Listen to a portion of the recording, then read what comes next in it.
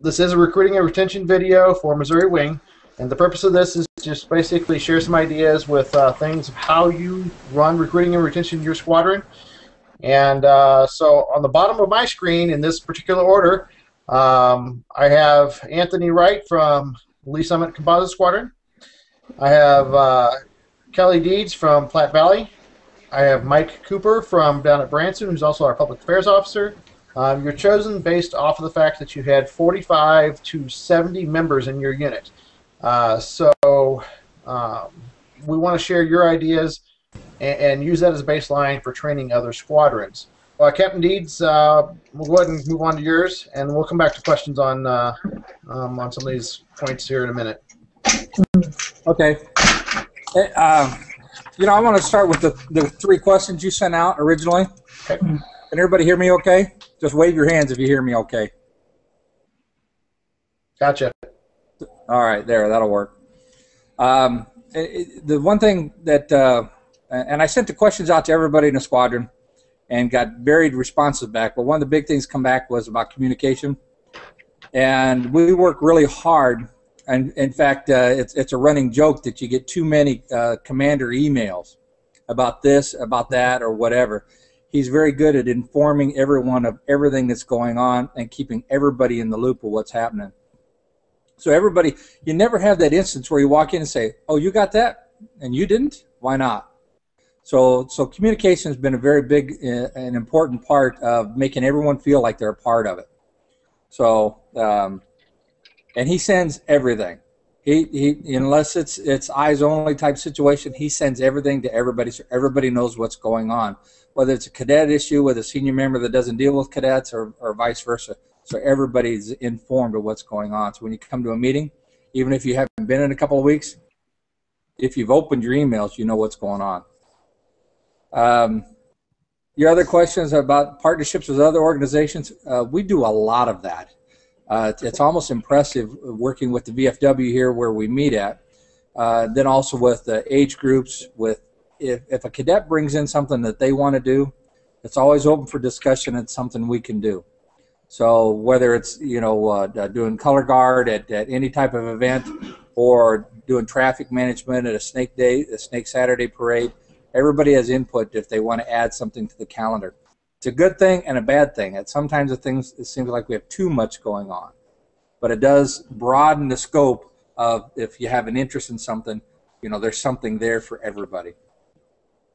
So the other big thing, our big pull or draw, I would say, or retention tool is the Command and General Staff College at Leavenworth. Through the Air Force attaché or liaison there, all of the people assigned to the Staff College are supposed to go out and find something to do in the local community. And we always seem to pick up 1 or 2 officers, either with kids, without kids, that come over, join the squadron. In fact, we have a couple on our rolls right now. One hasn't been here for a couple of years, but he still wants to be a part, has video conferences with everybody from time to time. But when you have that regular duty, active duty officer that's here on a regular basis that they can talk with if they want to do a career move, if they want to do anything along that line, that's very, very big. It's always nice to have the retired individual or someone that's spent time in the military, but when you have active duty, it's a big draw. And because of that, we don't do much with the military recruiters. It's basically in-house. And then these officers also, on a regular basis, usually quarterly or every 6 months, they'll bring other officers down to do a presentation. Now, it's really interesting when the guy brings videotape in of him flying a mission over Iraq or over Afghanistan, refueling this, doing that, carrying goods over to a disaster relief someplace, flying off an aircraft carrier, flying off a helicopter carrier, something along that. And we've seen a lot of that, and that really keeps the interest level going instead of just meetings, the same meetings time and time again. So that's a huge advantage. If you have a military base close by, go and recruit one of the active duty officers to come in and be a part of your squadron, because that is really big. Recruiting is basically twofold. It's member driven. In other words, one cadet brings a friend who joins and goes from there. That's been the major part of the recruiting here, is the word of mouth recruiting, and that's brought a lot of people in. Those are also the easiest to retain members because they have a natural draw to it. When a cadet or a potential cadet comes in the first night and he sees them doing drill or doing this, sometimes that might scare him off a little bit. But if he has that friend that's already there doing it, it's been there on a regular basis, it really helps out. So if I was out there right now, I would say, ask the cadets to refer a friend type program. And those are very easy to retain too. The other one is the cold call, and we get cold calls here, at least two times a month, where people have contacted squadron, come in and visit it. They're probably 75% don't join. So they come one time, you never see them again. That's the really difficult person to catch. And usually, what I've noticed since I've been here, the people that get caught and continue to come back and join are the ones that someone's talked to, someone's introduced them, someone's had a friend there, where they have an impetus to come back. They've made that acquaintance. So it's very important that the other cadets come in, say hello, introduce themselves, ask them what they're interested in, point them in the right direction, and tell them the benefits of what CAP has to offer, what they've learned, what they've gone through, what NCSA they've been to, what other school, what orientation rides they've been to. So when it comes to recruiting, that's really what we get here. If we put a display up in a school, we're guaranteed to get visits. If they have a uniform day at the school, we're guaranteed to get visits. That always generates interest back, but it doesn't always generate members. So that's really important. Once they've joined, the retention's real important, and we work real hard mentoring. Whether it's a senior member, whether it's a cadet, everyone's assigned a mentor immediately, and that person is actually followed up on to say, what have you done with the new member? Where are they at? What do they need help with? What's going on? And they work with it from there. So that mentor is very, very, very important. And an active mentor, not just someone that gets an email and says, oh, I'm your mentor, and nothing happens from there. Okay? So the other retention tool with cadets is orientation rides, and I think we all know that the sooner they can get up, get through, get that first stripe and get an orientation ride, the better opportunity you have to keep them long term. It seems like, and this is what everybody tells me, if they're here 6 or 7 months, they're here for the long haul. They're typically here for the long haul. If they make it, and in order to keep them here that 6 or 7 months, that orientation ride, that mentor driving them towards what their interest is, whether it is a pilot position or a ground situation or pararescue or engineering or whatever it may be, and be able to provide that training for them. The one problem, we have a good and a bad thing here. We do a lot, and we do too much. And I mentioned that earlier. Is we always have something. We had a discussion today about Snake Saturday Parade, helping out here, helping out there. And there's been times where we've had multiple events on the same day, and it kind of splits your forces up a little bit. It's a good thing that everybody has an opportunity. And the bad thing is it takes a lot of manpower to have the seniors to all those events and help out. So, and I think if you talk with the Lieutenant Wright, I believe that the hockey game was a big success. So we had, I believe it was 31 people there from the area. Yes, that's right. Yeah, and it was a huge success. Okay. So having joint events with other squadrons helps out where they can get their faces in front of people. Yeah, get out of my candy. Anyhow, other important thing is once you have them here, is the cadet, what CAP has to offer, and I mentioned that a little bit. You definitely have to go into detail what CAP has to offer everybody, if whatever it may be, whatever they're interested in, and be able to drive them towards that. If you look at the NCSAs, what a wonderful thing, because they offer everything from business school to engineering to pararescue to flight academies.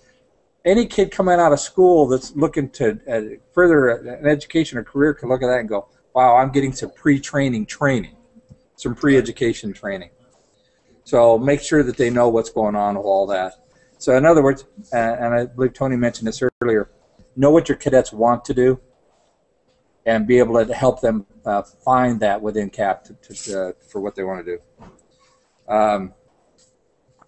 Bouncing back on retention again, the big thing here that I've noticed and that I know works very well with the cadets is when they're being outfitted, they're being uniformed up, they get their uniforms outside of a name tape, it's all set and ready to go.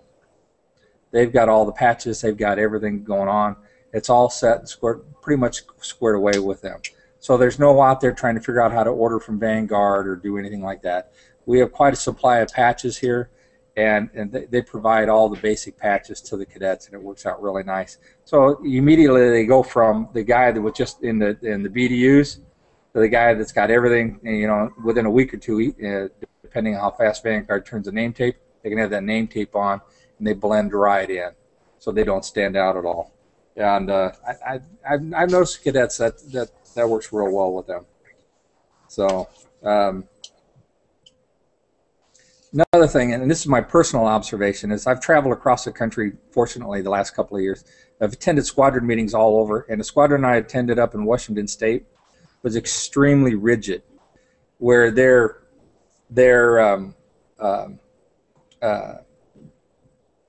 reviews and everything were very rigid, and they would dress down cadets if they weren't quite dressed right.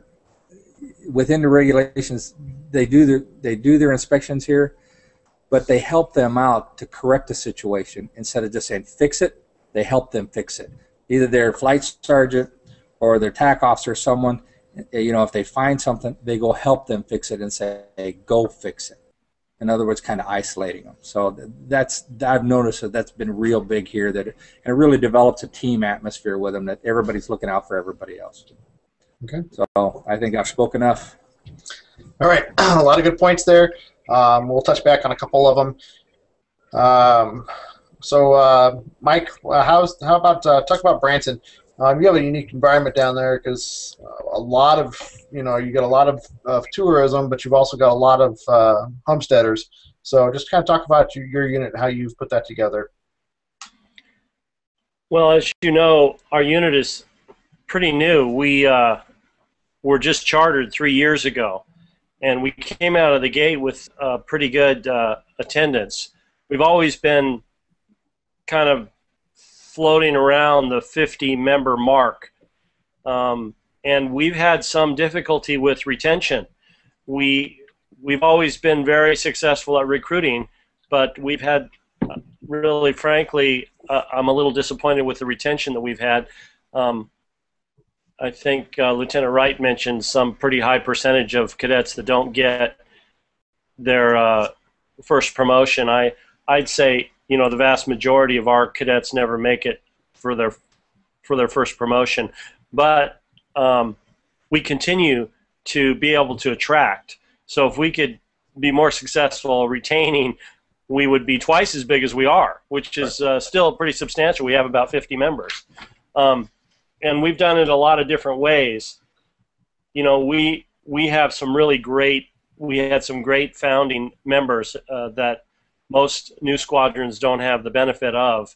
And, that really doesn't help with other squadrons in recruiting, because they're all not going to get a retired Pan Am pilot as their squadron commander and a retired control tower manager as their communications officer, and, some of these other positions. I mean, we have some tremendous experience in our squadron, and that's helped a lot.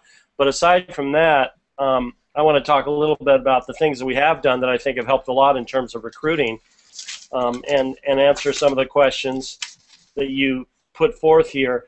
We do a lot of communication. I think that's probably first and foremost the most important thing in terms of retention, is to stay in touch with people. And we send the commander of our squadron sends an agenda out for every meeting a few days prior to every meeting, and usually follow-up minutes or report of the meeting the day after the meeting to discuss what was covered at the meeting for those who who couldn't attend it, and as a record for those who did attend. We have events very frequently. We have different types of parties. As you know, Lieutenant Colonel Sanker, we have a pretty nice Christmas banquet every year, and that's a pretty big deal. We have a couple of events during the summer, kind of barbecue, hot dog, hamburger, barbecue events, parties, and then we go to a lot of different events throughout the year. Practically, I'd say, every month or every other month, at least, we have a pretty significant outing of some kind, whether that be a fly-in or a remote control airplane meeting or a tour of a local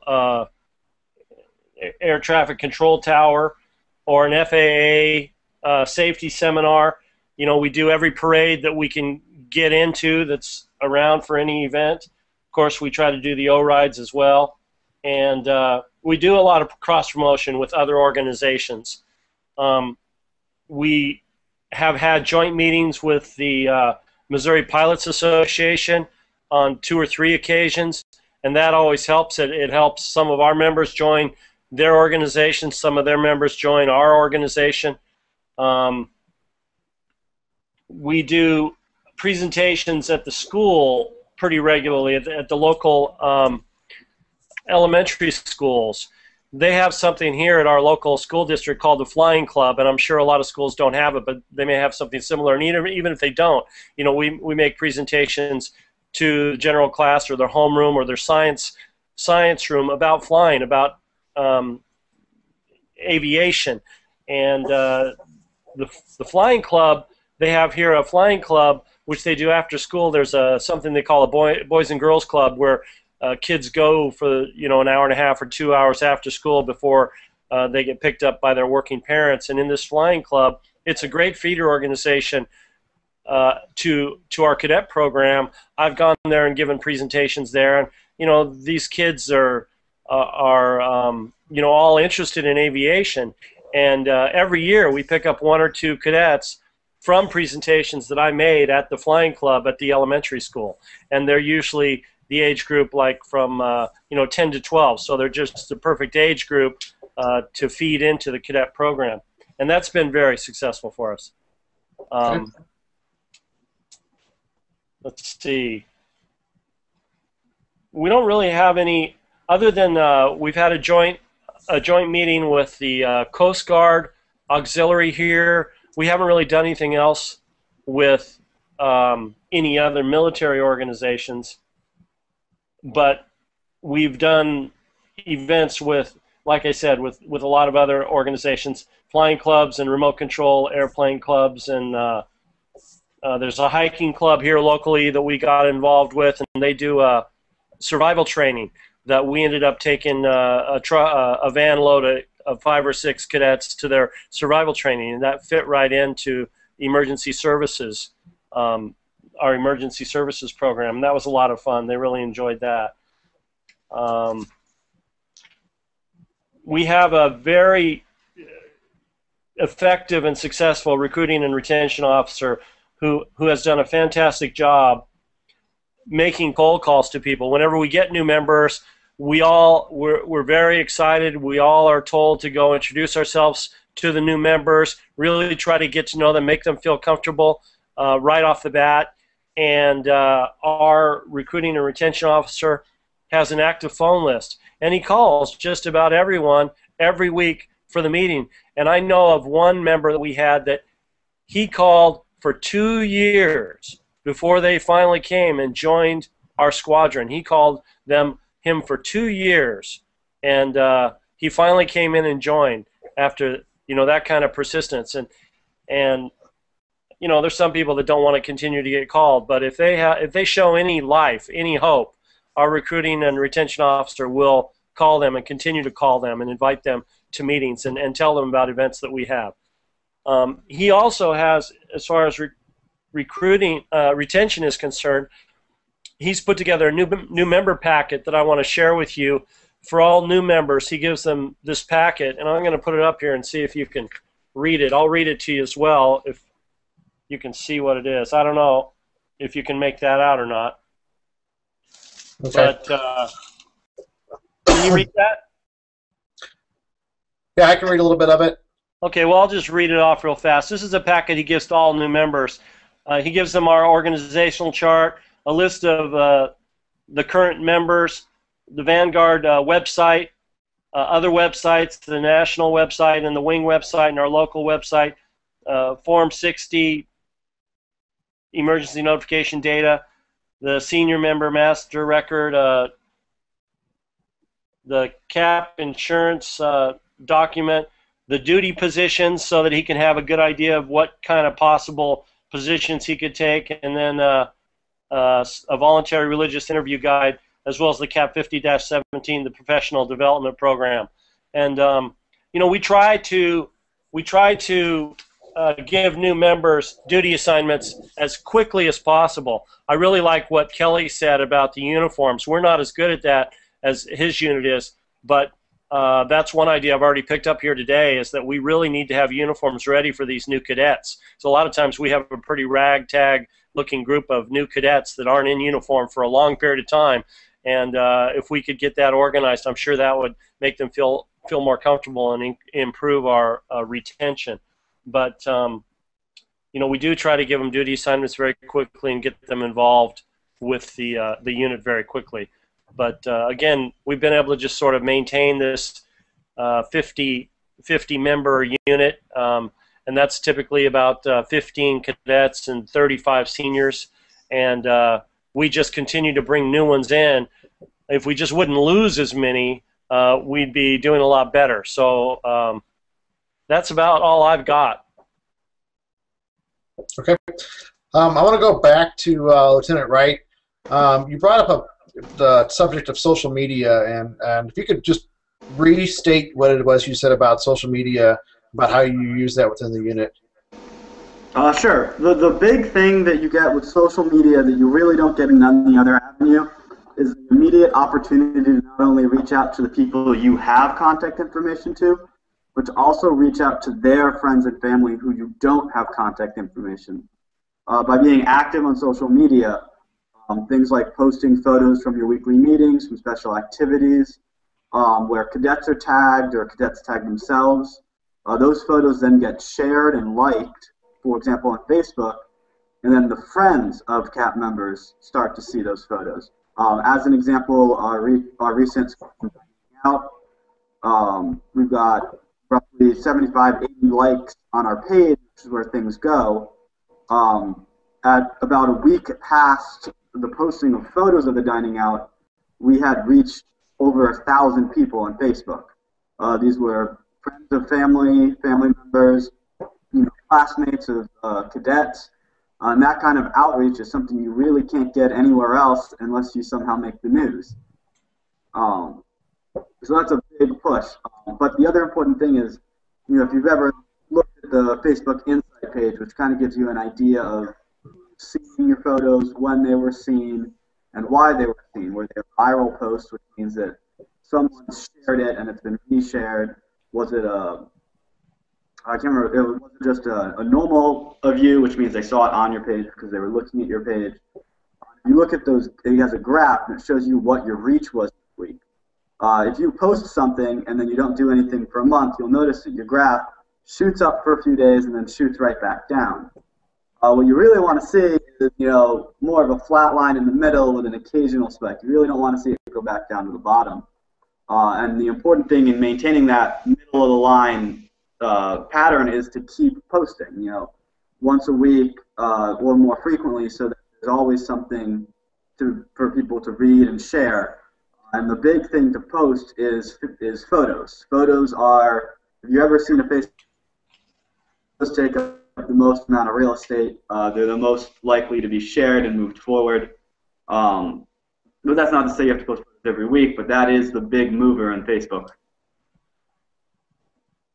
Absolutely. Yeah, I've seen exactly what he talks about. As you guys know, we do the video for the wing, and the in-between week, since it's a bi-weekly video, the in-between week, we always see a drop in those spikes that he was talking about on that insight. So it's important that you do keep that information posted. That's great information. Back to Captain Deeds. We talked about schools, and actually this question's for everybody. You guys have all mentioned about getting into schools. How difficult is that for you in your areas of getting into schools? I hear a lot of units say they can't get into a school.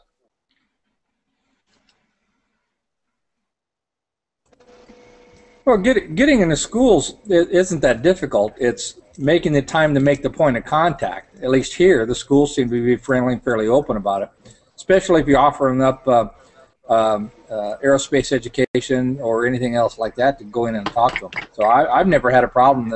I've talked to 3 or 4 different schools. Never had a problem with getting in. Okay, I guess the question is how do you go into the schools? Do you go in uniform? Do you go in corporate uniform and blues? What's your approach? I always, honestly, I just walk in and I'll have something in my hands, and not necessarily in uniform or out of uniform. I've done it. Usually, if I have any uniform, it's this. It's a polo shirt, but usually I'm just dressed in corporate casual when I walk in and present it to them. It's less rigid. In the corporate world, you see a guy walking in uniform, what's the first thing you think? Any kind of uniform. Military. No.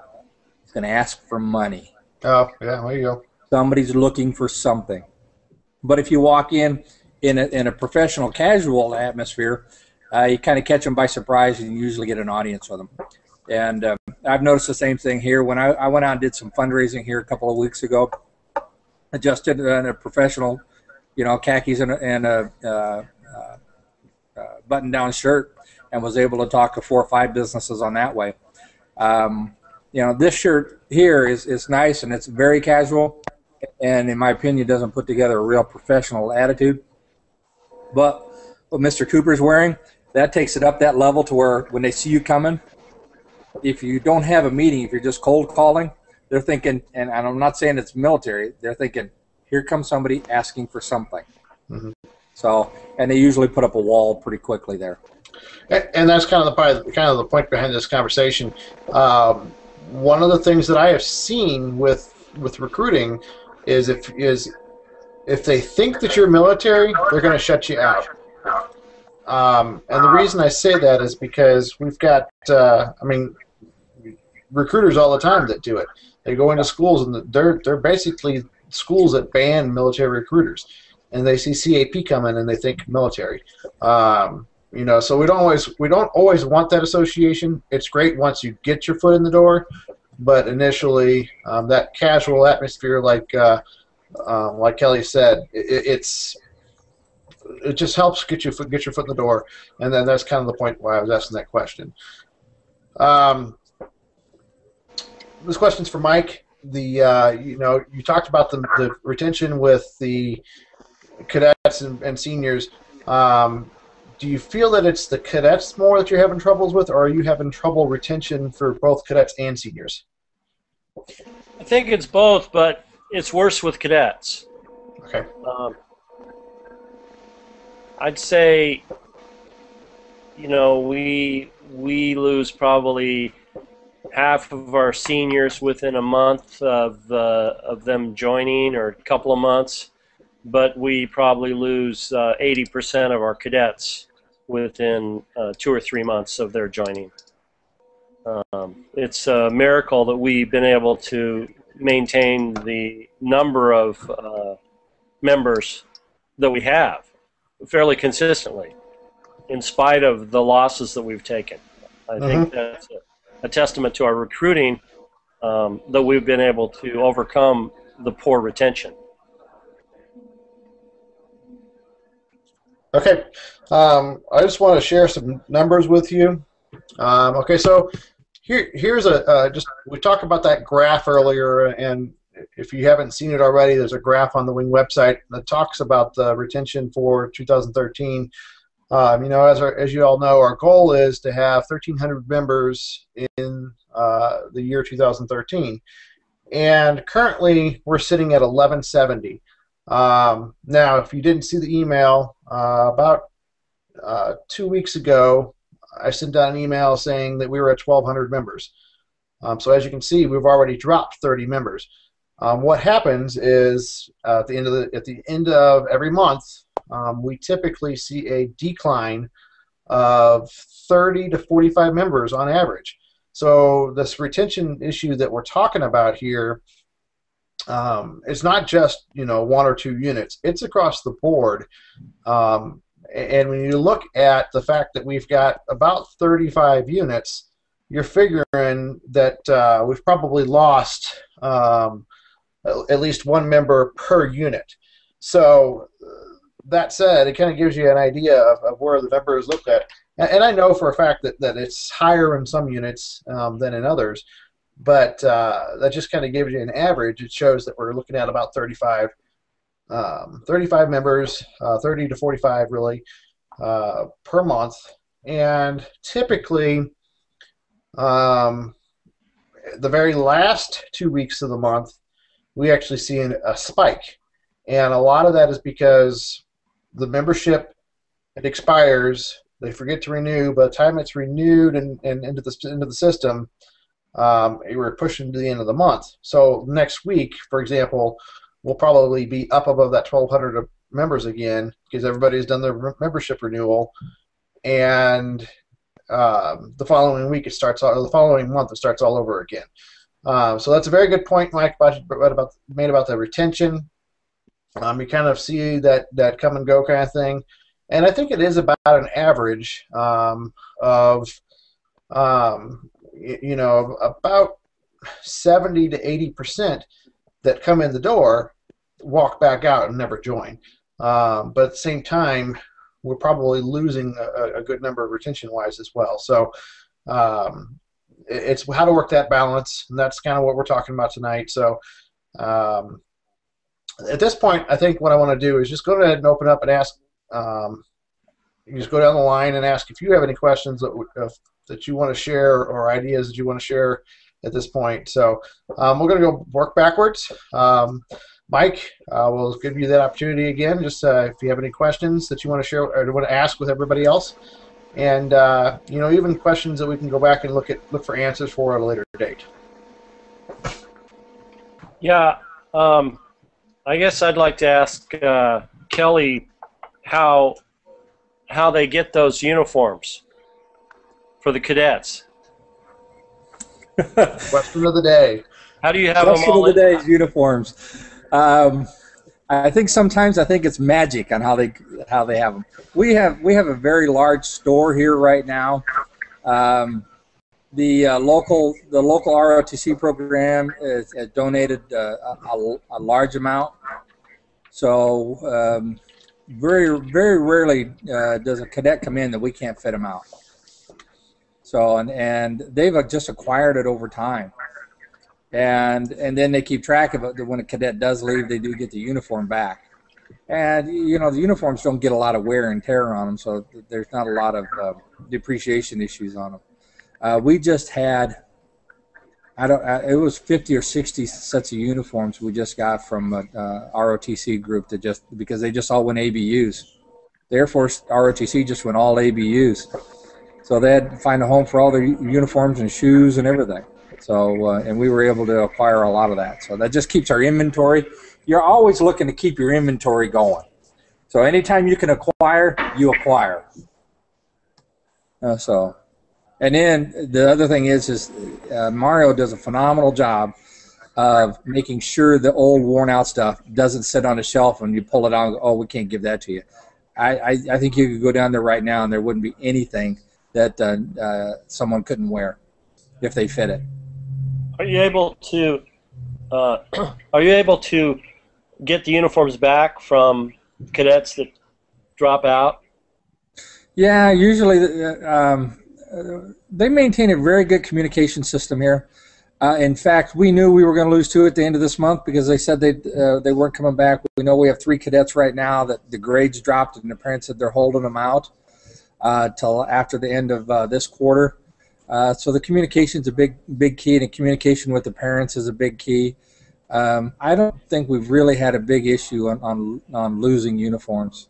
So I mean, you do, but that's why you're always trying to keep acquiring. Is it your recruiting and retention person or your logistics supply person who's in charge of sort of collecting those uniforms back up? It's the flight sergeant, the cadet flight sergeant, and the logistics person both. Flight sergeant, everything goes through the flight sergeants. In fact, they're very. It's always a point of discussion here, at least once a month, that you go through your chain of command, that you work with your people instead of just going around him and go and talk to senior member so and so because you think he can get you handled. So the flight sergeants are really the point of contact, and those guys have been really key. Do you help seniors with uniforms also? Excuse me? No. Do you help the new seniors with uniforms also? I don't think we have a senior-sized uniform here. I know there's one that won't fit me. No. Very rarely do we have a senior that we can outfit here because most of everything is cadet-sized. So the seniors are basically on their own. Great. Thank you. I wanted to ask the members of the panel here if they have any experience with, it seems like maybe Lieutenant Wright, you mentioned that, I'm not sure, but did someone mention kind of a mentoring program or a buddy program with new members? Yeah, I did mention one. When we have new cadets come on board, we always make sure they get assigned to a flight sergeant that can kind of walk them through their promotions and take them ongoing, so they have an idea of what their next step is. Along with the membership with the mentoring program, when I do the attendance sheet each week, we actually have sort of a list that goes along with it. That's kind of just a chopping block to give the cadets as well as their mentors, the flight sergeants, the cadet commander, an idea of what people need to do. And it's really, it comes down to next to every cadet's name, we actually put down a letter. Do you have a leadership exam you take for your next promotion? Do you need to do drill? Do you need to do an aerospace test? And next to the attendance sheet, it gives the mentor an idea of what their cadet needs to be working on, and then it's also just a reminder for the cadets. And it's something that our cadet staff relies on to go back and be like, well, we need to get these drill tests done today. On the senior side, we're working on mentorship. I don't have as strong a program. I think Kelly has a veteran.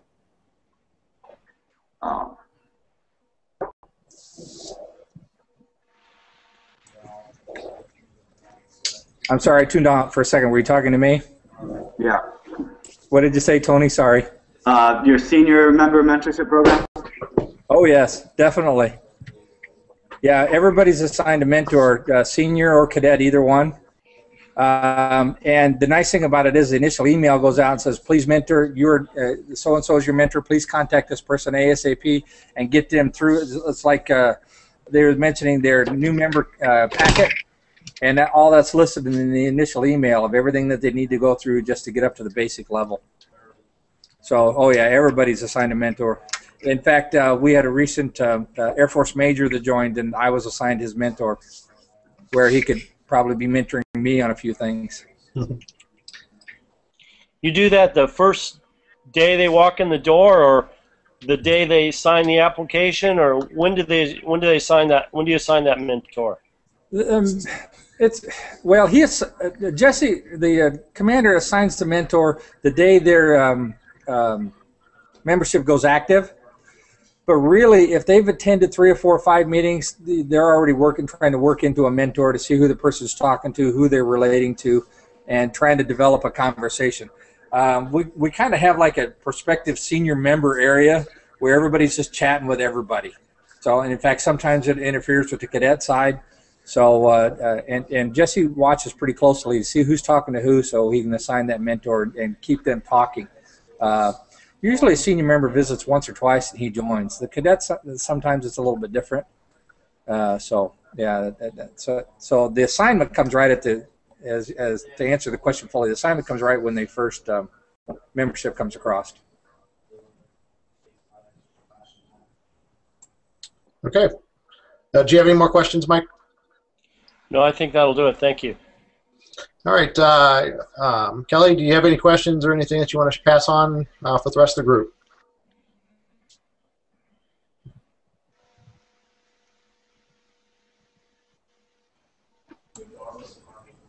Was that to me again?